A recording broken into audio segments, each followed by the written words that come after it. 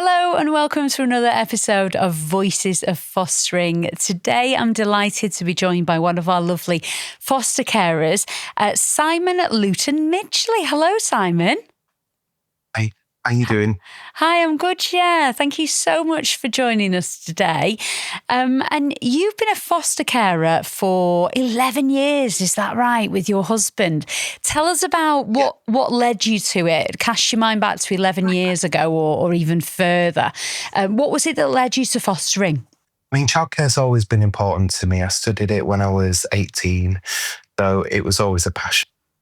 And I suppose, obviously, starting to date, we knew that having children naturally wasn't going to work for us. So, we thought about options in terms of we knew childcare was important. And therefore, it was just something that we really wanted to get involved in. I think I look back to my childhood, my mum struggled to raise me. So when I got to about maybe 11, 12, I moved in with my auntie and uncle, and they gave me a great life. And it's kind of a way to pay it forward, I suppose. It just sort of goes back to I was cared for in a sort of a turbulent time and being able to support during those sort of transitional times as well, and any challenges that they're facing. It's something that's always kind of appealed to me, really. Yeah, so you had first-hand experience, didn't you, of an upbringing that maybe is a little unconventional. So it was within you that you wanted to help others. Absolutely, yeah. And that's something that, we've really enjoyed. It's been fantastic, really. One of the best things we'll ever do in life is just to help and create good memories. You see some of the challenges that they've been through and how it kind of presents with them on the day-to-day, but to be able to help them navigate through that and to build positive memories and connection is something that just really inspires us every day. And as you said, Simon, as a same-sex couple, you do have to think more about starting your family, don't you? It's not something that's going to, happen as a surprise. So you do have to think about your options. And there are other options. There's lots of options available to same-sex couples now. What was it about fostering that most appealed to you both? I think it was that background that I'd had, at that time where, although I didn't go into care, I went into, family. And it was kind of seeing sort of what life was like before and sort of with birth family and with parents, and that, at times were challenging for me growing up. And then sort of going into sort of a home where, you were supported and you were cared for, provided for. And that to me was what drew me to fostering, because, knowing that that's what these children are often going through. They've either, come straight into your care and you're able to support them at that initial first part. They've had placements that have not quite fit for them, and therefore you're able to help them during a time of loss and change. For me, that was the part that really inspired me. So tell us about yours and your husband's fostering journey then, 11 years now. Tell us about, firstly, your assessment process. How did you both find that? So the assessment process, for me, I have nothing to hide. I'm quite an open book. So I didn't find it daunting in any way. I was quite happy to bring in, share some of the challenges and successes, kind of led me to who I am today. And so, if anything, I'm proud of that history. And so it's nice to be able to share that with me. Of course, you have to kind of discuss some of the more difficult things. So you've just got to be prepared. But for me, it was just about being open and honest. I had nothing to hide, really. So that went smoothly. I think when we first went to panel, we wasn't initially approved, actually. There was some paperwork issue going on, nothing that we'd done as applicants. But that didn't derail us. We went back, we continued on that journey just as strong as we ever were. And obviously it was disheartening at first to not going in thinking you'll be approved and that not happening. But, if anything, having that resilience is important during fostering. You've got to have resilience for looking after these children. So for me, going back to panel and getting, approved, it didn't matter how long it took. We knew it was the journey we wanted. Yeah. And I think you touched on there about, difficult things that you have to talk about in your assessment, things that might have happened in your life, obstacles that you've overcome. I think sometimes people can be a little bit worried about that, but that is definitely all stuff that can be dealt with, isn't it? And sometimes people say it's quite a therapeutic process, isn't it? Absolutely. You're just sharing in sort of some of your past relationships and talking about kind of how you were raised as a child and you'd learn from that. So even if you weren't, brought up in the most nurturing environment, that doesn't mean that you can't still foster and give another child a nurturing environment. If you can learn from what you experienced, then you can sort of think about what good practice means to you and how you can support the younger generations. And you said there you had some difficulties with your assessment with paperwork and stuff like that. But when that was all sorted out, can you remember your panel day and when you were finally approved? How did that feel? Absolutely. Panel day was great. They had questions when we were there, and, mostly around why we were interested in doing it. We thought we could bring to sort of children's lives and also obviously about our relationships and things like that. But mostly I felt at ease. And then getting the approval is just fantastic. Being able to share that with your friends and family and the people who care about you. It's really just a day of celebration and sort of, that sort of excitement of sort of your first placement and heading towards, supporting young minds. Yeah. And now my next question is, when did you have your first child or young person come and live with you? Now, I get all different answers to this. Sometimes it's like later that day, somebody came and lived with us. Sometimes it's about a month later. What was it like for you guys? I don't think we waited too long before we started getting referrals. I've always been the kind of person where it's important to find the right match. So that's the best advice I give to anyone is, go with what feels right for you. Have lots of questions ready and feel free to say, oh, this doesn't quite feel right. If that's the case. But for us, we didn't wait long, couple of weeks. And we'd had some referrals where it didn't quite fit Yeah. right and for what we thought we were looking for.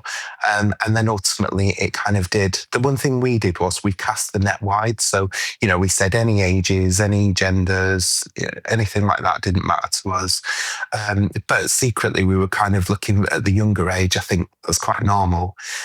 Ironically, we ended up getting a teen and he's been with us for 11 years now. So, although we felt a bit unconfident having a teen, actually our skills just matched that really well. And that young person before us, he had sort of 11 carers in 10 years. It just, family life wasn't really working out for him. So to kind of be the last ones, I guess, Yeah. family life and to have it be so successful and him still with us into adulthood, it just kind of shows that actually sometimes your preconceptions can sort of, they're not necessarily what you think it's going to be. So, I'm really pleased to have experienced.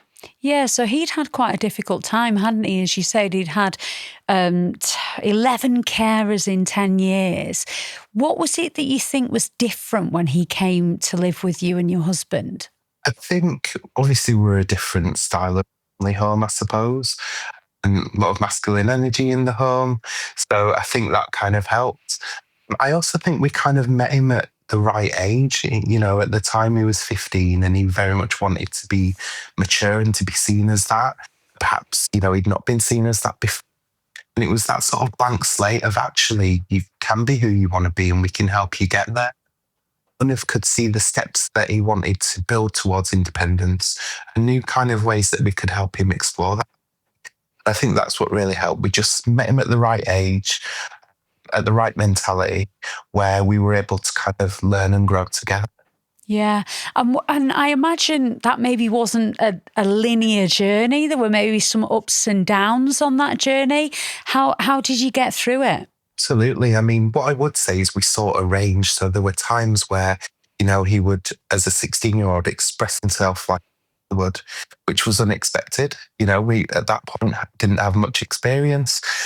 And of course, we just met it with non-judgment, really. But we would have moments like that. And then we'd have moments where we just see a sort of independence and strive towards sort of developing in education, developing in, eventually into sort of workplace and things like that. So it's been a great journey, but absolutely there were those really trying times where there were moments where you thought, we do this. But it's just important to know that you're not alone. You've got support from your family, your friends, you build connections within the fostering community. So this is really important to learn from their experiences, as well as all the training that's provided and regular sort of meetings with social workers makes a real difference, building those connections with professionals and going it as a team, really, even though you're at the front line on the day to day, it's very much teamwork. Yeah. And you talked there about, the community that you build. You really are, a big part of the fostering community, aren't you? You do a lot of sort of outreach work. So tell us a little bit about that. How are you involved? There's been various things that we've done. For example, we did some Pride events. We did charity events like Macmillan Coffee Mornings for the company, and obviously for prospective new carers, as well as existing carers. We go to sort of support group meetings, and they do sort of a meal and evening one. So even sort of people who are working, you can attend evening support as well. So to me, that's always been important. In fact, before we were approved, we started attending those meetings just so we could gain from others' experiences. Even to date now, it's the same thing. It's about learning from those who have gone through challenges, gone through success, and sort of helping each other along the way, really. It's been a really important part of our journey. Yeah, and you say you do Pride events. So what do you do at Pride events, Simon? Just like set up a stall and people come and chat to you?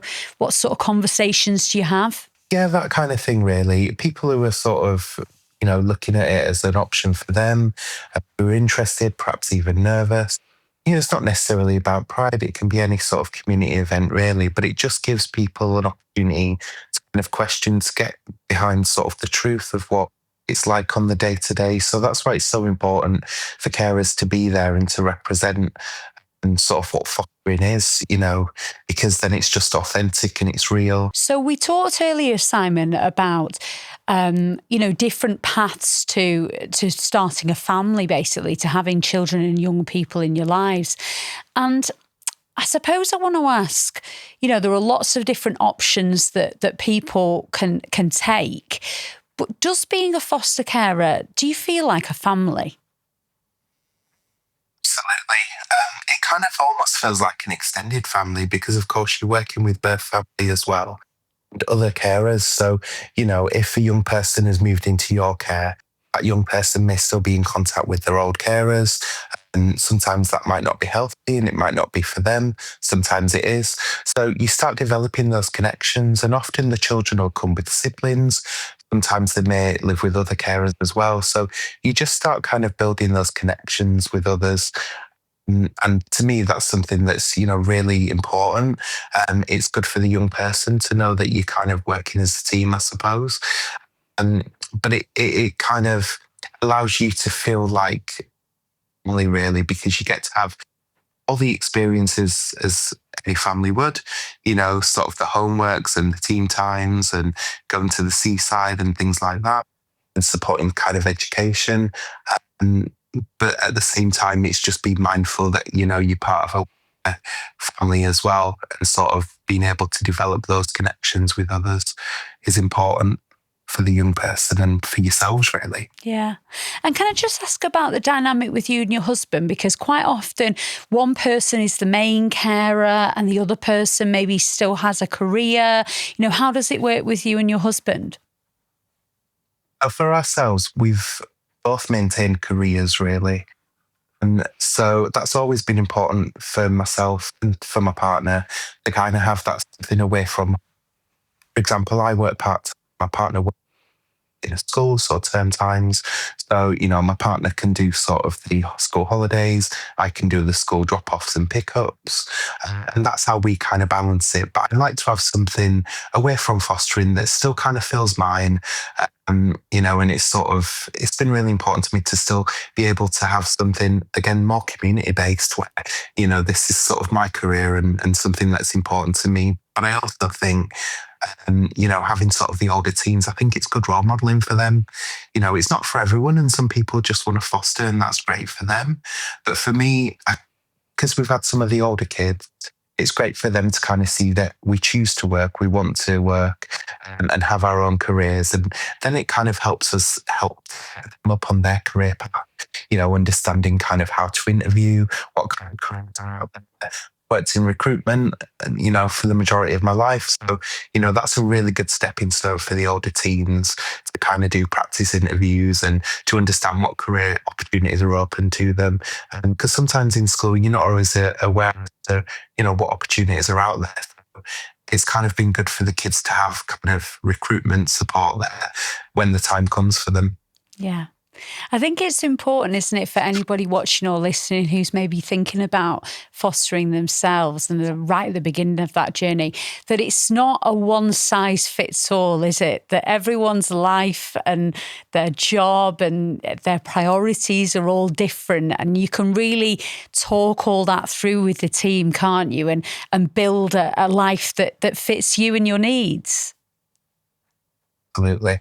And that's always been important to us. But, we've been lucky in that respect. And there's been times where you think, oh, shall I just, focus in and things like that. Recently I made sort of a change back in February so that, but again, it's kind of having that support of your employers as well, having those honest conversations around, this is what I want to do with my life. This is why I want childcare. It's kind of the path that with foster, kind of getting their support really. So been very blessed and lucky to have their support. And equally, it's great for them as well. Obviously working in recruitment, I've been able to kind of share some of those experiences with them and do kind of podcasts and things in my work for that company as well. So reflecting back on the last 11 years of foster caring, Simon, what would you say are some of the highlights for you? What are you most proud of? That young person who's been with us for 11 years, I can't think of anything more rewarding than kind of seeing his historic journey and being able to for future. I think that's probably going to be the achievement of a life. But also we've got, other young people in our care and, kind of seeing some of the challenges that they could have had if they weren't living in a stable home. And, that to me, there's sadness there, but also I feel really proud that we're able to give them a safe environment where they are cared for, they have good routines, and just getting to that point where they've been with us a year now, we're starting to see them grow in confidence, in sort of self-esteem and finding their way in the world. And to me, that's probably the biggest highlight. And what do you think the next decade's going to look like then, Simon? Can you imagine yourself and your husband doing this for many years to come? Absolutely. I think for me, it's really important. It's a really important part of who I am and what I want to do in the world, really. So I can't imagine not fostering. We've done a lot of fostering as I think it's worth in as well. Of supporting, either parents who are maybe struggling or carers who just need a breather or, perhaps they have family stuff going on. And so that's been a big part of our journey as well. So when we've not been sort of short-term or long-term caring, we have been respite carers. And to me, that's something that I just wanted to add in there because you kind of see the bigger picture of how you're supporting kind of stability in placements and helping other people out. So, to me, that's probably my life mission is I want to kind of help people, whether it's young minds or whether it's peers. And I find it really rewarding. So I couldn't imagine not doing that really. Yeah. It's such an important part. And I think being a respite for other carers as well is really helping to build that community that you talked about where you all look out for each other and help each other, don't you? Absolutely. And that's something that's really important because, you can't go it alone because it is some of the biggest challenges you'll face is in fostering. There are difficulties as well. And being able to kind of get through those as a team is what's encouraging, is what keeps you going each day. And so that community feel is really important. And yeah, we help each other out along the way. Oh, well, it's been so lovely speaking to you today, Simon. Thank you so much for sharing your journey with us, and best of luck with the future. Ian, thank you so much. Thank you so much for joining us for another episode of Voices of Fostering. If you'd like to find out more, head online and search National Fostering Group and make this the year you foster.